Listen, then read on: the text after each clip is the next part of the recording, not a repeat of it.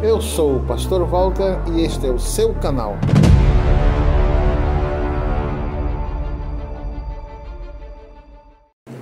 Sejam todos bem-vindos para mais um assunto interessante.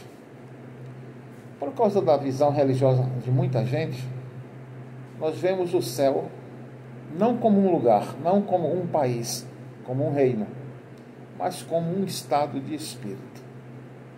O tema deste vídeo de hoje é intervenção militar. Estamos vivendo tempos difíceis e fala-se muito em intervenção militar. Mas a intervenção militar que eu vou tratar neste vídeo é uma intervenção do céu nos negócios da terra. Conforme outros vídeos que eu já gravei, onde eu expliquei que o céu é um lugar, é um país, é um reino. E como vocês sabem, um reino é um estado governado por um soberano. O céu é um estado. E a terra faz parte deste estado soberano. Embora a terra seja considerada uma província rebelde, uma província que ainda não está totalmente no controle do céu.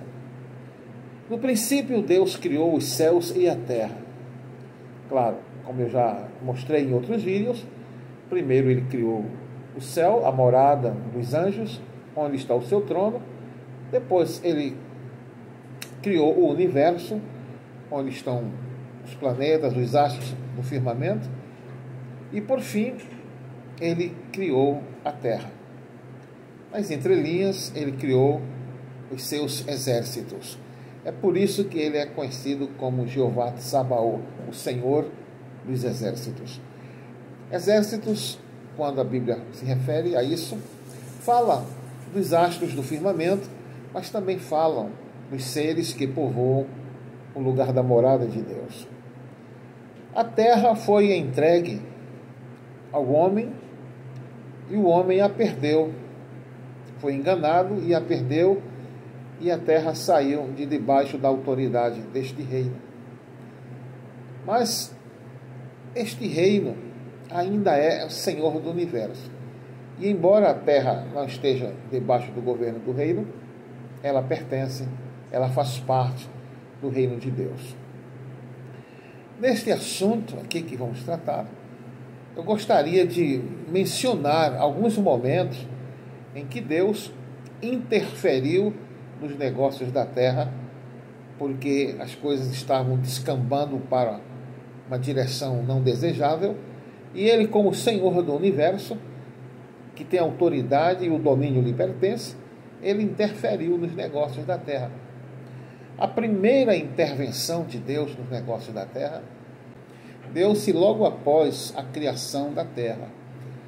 Porque, de acordo com Isaías 45:18, Deus criou a terra para ser habitada. Ele não a formou vazia, não a tornou desolada. Então, esta intervenção ocorreu porque, naquele momento, aquele período, o governante provisório da terra, o querubim da guarda, ele colocou no coração a intenção de subir aos céus e assumir o lugar de Deus no seu trono. E Deus, então, o deteve e o lançou profanado dos céus para as profundezas do abismo. Esta interferência de Deus no planeta Terra foi a causa de a Terra vir a se tornar sem forma e vazia. E a Terra passou mais ou menos 110 mil anos sob um gelo fortíssimo, uma camada de gelo de quilômetros de altura. E Satanás esteve preso no abismo nesse período. Mais ou menos 10 mil anos antes de Cristo, a terra começou a ser aquecida pela presença do Espírito Santo. E Deus então tornou a recriar aquilo que havia sido destruído por causa dessa intervenção militar do céu na terra. E a terra foi repovoada, a humanidade assumiu o controle, mas as coisas ficaram muito ruins. havia muito pecado, muita rebelião, muita sujeira, muita imoralidade, e coisas terríveis estavam acontecendo. Capítulo 4 de Gênesis revela que naqueles dias havia gigantes sobre a terra. E também depois, quando os filhos de Deus casaram com as filhas dos homens e geraram varões valentes, varões de renome, e aqueles varões de renome começaram então a tiranizar a criação. Os gigantes, como eu entendo, não eram os humanoides de tamanho descomunal, mas os grandes animais que nós hoje conhecemos como dinossauros. E esta palavra dinossauro não está na Bíblia, porque ela só veio a ser usada no século XIX por um paleontólogo inglês. É por isso que quando você lê a descrição da criação, você encontra os grandes animais marinhos, os grandes répteis, ok? E esses seres tiranizaram o planeta porque eles tinham uma inteligência superior. Eles eram híbridos, uma mistura de seres espirituais com seres humanos. E Deus encontrou um homem puro, tanto na sua linhagem como no seu caráter. E Deus então chamou esse homem e disse: eu vou destruir a terra, porque o que está acontecendo bate de frente com a minha santidade. E houve uma segunda intervenção. Desta feita, Deus fez explodir as comportas internas e externas, e as águas caíram sobre a terra, e a terra pereceu pelo dilúvio. A humanidade voltou a crescer através de Noé e seus filhos. E naqueles dias surgiu um homem chamado Nimrod, que intentou ser governante do mundo. Ele era um homem poderoso, um homem valente, um homem aguerrido, e ele mantinha cativa a humanidade de então. Estava construindo uma torre para que a humanidade não fosse mais atingida por uma intervenção divina.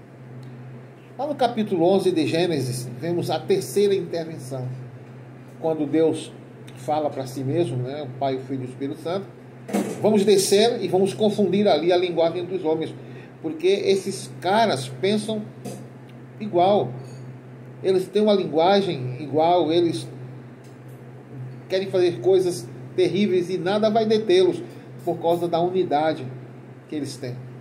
E ali Deus bombardeou a torre, destruiu e espalhou a humanidade. E enquanto a humanidade fugia aterrorizada daquele bombardeio, Deus repartiu a terra. Era comum aos homens da antiguidade colocar os nomes dos seus filhos, depois que eles nasciam, algum tempo depois, dando a ele nome de coisas, de acontecimentos e de situações. E a Eber nasceu um filho chamado Peleg. Ele teve esse nome porque exatamente nos dias em que ele nasceu, Deus repartiu a terra, Deus espalhou a humanidade e repartiu a terra em continentes, porque até então a terra era um grande continente. Esta foi a terceira intervenção dos céus na terra. A quarta intervenção foi quando o pecado de Sodoma e Gomorra subiu até os céus e Deus desceu. O anjo do Senhor, que na verdade é o próprio Jesus, quando você ler na Bíblia esta palavra em letra maiúscula, o anjo do Senhor, ela está se referindo a Jesus pré-encarnado. E ele veio com 2 anjos, comeu com Abraão e foi em direção a Sodoma e Gomorra conferir se aquilo que ele tinha ouvido de Sodoma e Gomorra e das cidades circunvizinhas era verdade. E ali os anjos entraram em Sodoma e os sodomitas tentaram violar os anjos, porque era um costume daqueles homens violarem, humilharem os pobres que tentavam morar na sua cidade. E os anjos tinham um aspecto de pessoas muito pobres, e eles então queriam expulsar os anjos da cidade através de um estupro coletivo. O Ló até ofereceu suas filhas para satisfazer os desejos bestiais daqueles homens e não conseguiu. Foi então quando os anjos tiraram Ló da cidade e deram um sinal verde, e o bombardeio aconteceu, e aquelas cidades da Campina se tornaram em cinza. Essa foi a quarta intervenção de Deus. No livro de Juízes, no capítulo 5, tem uma intervenção interessante. Durante a guerra, de Jabim e Sisera, que tentaram dominar Israel, e eu acho interessante o que está escrito ali, olha só. Versículo 18 do capítulo 5. Zebulon é um povo que expôs a sua vida à morte, como também Naftali nas alturas do campo. Vieram reis e pelejaram. Então pelejaram os reis de Canaã em Tanak, junto das águas de Meguido, não tomaram ganho de prata. Desde os céus pelejaram as estrelas, desde os lugares da órbita terrestre pelejaram contra Sisera. Então, uma intervenção, a quinta intervenção que se tem notícia, quando naves vivas, querubins, atacaram os exércitos de Jabim e de Sisera e os destruíram, dando vitória a Israel. Então, parece assim uma narrativa de ficção científica e parece que o pastor está forçando a barra. Mas é isso aí. Cada um interpreta do jeito que quiser. Eu estou interpretando o que a Bíblia está dizendo. Que as estrelas, os anjos de Deus, desde a órbita terrestre, bombardearam os exércitos de Jabim e de Sisera. Okay? Então, esta foi uma intervenção muito forte. Há uma outra intervenção, que eu chamaria de sexta intervenção, mas na verdade podem ter havido outras, eu não vou pesquisar e nem vou me deter no assunto, mas o fato é que no capítulo 9 de Ezequiel, nós vemos quando 7 anjos foram enviados à terra com armas destruidoras para selecionar os escolhidos de Deus, porque Deus destruiria Jerusalém por causa dos seus pecados. Está lá no capítulo 9 de Ezequiel. Pelo fato de nós não conseguirmos enxergar o mundo espiritual com os nossos olhos humanos, muita gente tende a não acreditar quando nós falamos que o reino de Deus é um reino tecnológico, é um reino militarizado, que há tropas espirituais de Deus que estão sempre em guerra contra as obras de Satanás, contra as hostes espirituais da maldade, e por ter dificuldade de ver, não acreditam na realidade do mundo espiritual. Mas no livro de Reis, no capítulo 6, a partir do versículo 17, nós vemos quando Samaria é cercada pelos exércitos da Síria, e Geazi, o secretário de Eliseu, fica apavorado. E Eliseu disse: calma, rapaz, você não precisa ter medo. Se você soubesse a quantidade de gente que está do nosso lado, você não teria medo. Então ele orou a Deus para que Deus abrisse os olhos do moço. Olha o que está escrito. E orou Eliseu e disse: Senhor, peço-te que ele abra os olhos, para que veja. E o Senhor abriu os olhos do moço e viu. E eis que o monte estava cheio de cavalos e carros de fogo em redor de Eliseu. O céu é uma realidade.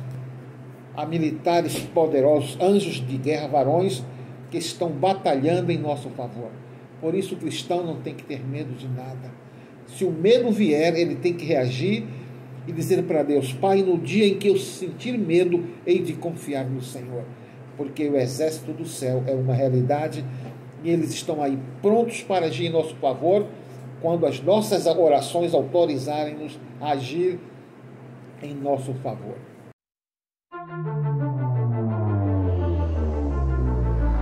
Eu sou o pastor Walter e este é o seu canal O Colisor.